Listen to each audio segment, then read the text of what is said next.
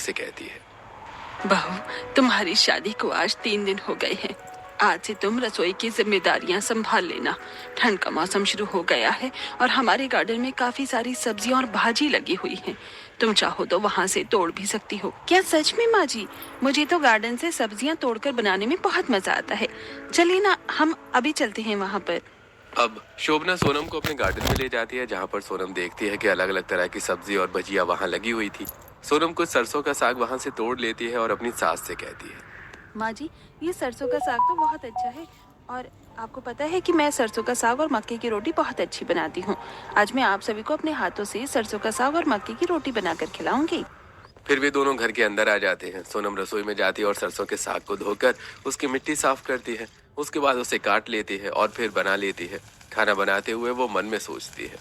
मुझे हमेशा से ही खाना बनाने का बहुत शौक है। माँ तो कहती थी कि मेरे ससुराल वाले मेरे हाथ का खाना खाकर बहुत खुश हो जाएंगे। यही सोचते हुए सोनम सरसों का साग, दाल, चावल बनाती है और फिर अंत में वो मक्के का आटा गूंथती है और गरम गरम रोटियां बनाते हुए सभी को आवाज लगाती है। माँ जी, विकास, किरण, सभी लोग डाइनिंग टेबल पर आ जाइए ना, खाना तैयार हो गया है। सोनम की आवाज सुनकर सभी लोग डाइनिंग टेबल पर आकर बैठ जाते हैं। तभी सोनम की दादी सास कहती हैं। अरे सोनम बहू, खाना बन गया हो तो जल्दी से लगा दे, बहुत जोर की भूख लग रही है। तभी सोनम सभी के लिए खाना लगा देती है और कुछ मक्के की रोटियां वहां रखते हुए कहती है। आप लोग खाना खाना शुरू कीजिए, क्योंकि मक्के की रोटी तो गरम गरम ही अच्छी लगती है और मैं रसोई से मक्के की रोटियां बनाकर लाकर देती हूँ। ऐसा कहकर सोनम खाना परोसने लगती है। तभी खाना देखकर दादी माँ कहती है। पोता बहू, ये तूने क्या बना लिया है? मक्के की रोटी और सरसों का साग, ये कौन खाता है भला?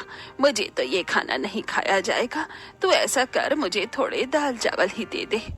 हाँ सोनम बहू, मुझे भी दाल चावल दे दो, लेकिन मुझसे सिर्फ दाल चावल नहीं खाए जाएंगे। तुम ऐसा करो, मेरे लिए थोड़ा सा दही का रायता और अचार ला दो। दादी माँ और मुकेश की बात सुनकर सोनम बहुत ही उदास हो जाती है और कहती है। पिताजी, दादी माँ, मैंने तो बहुत अच्छी तरह से साग और रोटी बनाई है। आप खाकर तो देखिए, बहुत अच्छा लगेगा।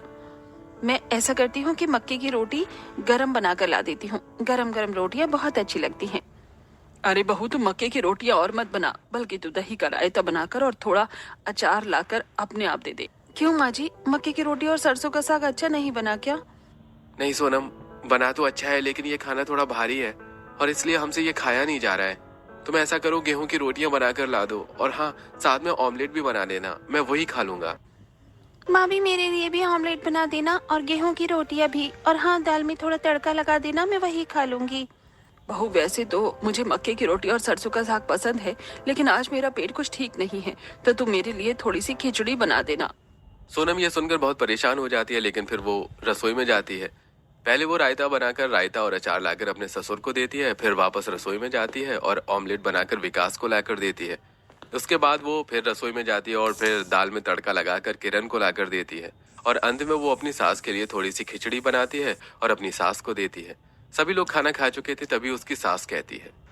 बेटा, अब हम सब ने तो खाना खा लिया है, तुम भी खाना खा लेना।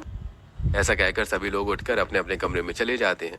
उसके बाद सोनम बैठकर खाना खाती है। वो काफी थक चुकी थी। तभी सोनम अपने आप से कहती है। इतना सारा काम करके मैं तो बहुत थक गई हूँ और मुझे काफी ठंड भी लग रही है। ऐसा करती हूँ कि अभी अपने कमरे में जाकर आराम कर लेती हूँ। बर्तन और रसोई मैं सुबह साफ कर लूंगी। यही सोचकर सोनम अपने कमरे में जाती है और सो जाती है। फिर अगले दिन सोनम सुबह जल्दी उठती है। सुबह सुबह सोनम को काफी ठंड लग रही थी। तभी वो अलमारी से निकाल कर शॉल ओढ़ती है और फिर रसोई में जाती है। रसोई में ढेर सारे बर्तनों को देखते हुए सोनम अपने आप से कहती है। हे भगवान, एक तो इतनी ठंड लग रही है, ऊपर से मुझे इतने सारे बर्तन धोने हैं और रसोई भी साफ करनी है। यही सोचकर सोनम रसोई में रखे गंदे बर्तन धोने के लिए टोटी चालू करती है, लेकिन जैसे ही वो टोटी के नीचे हाथ लगाती है तो ठंड से कांपने लगती है और अपने आप से कहती है।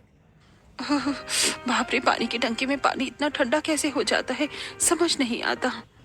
उसके बाद सोनम सारे बर्तन धो लेती है।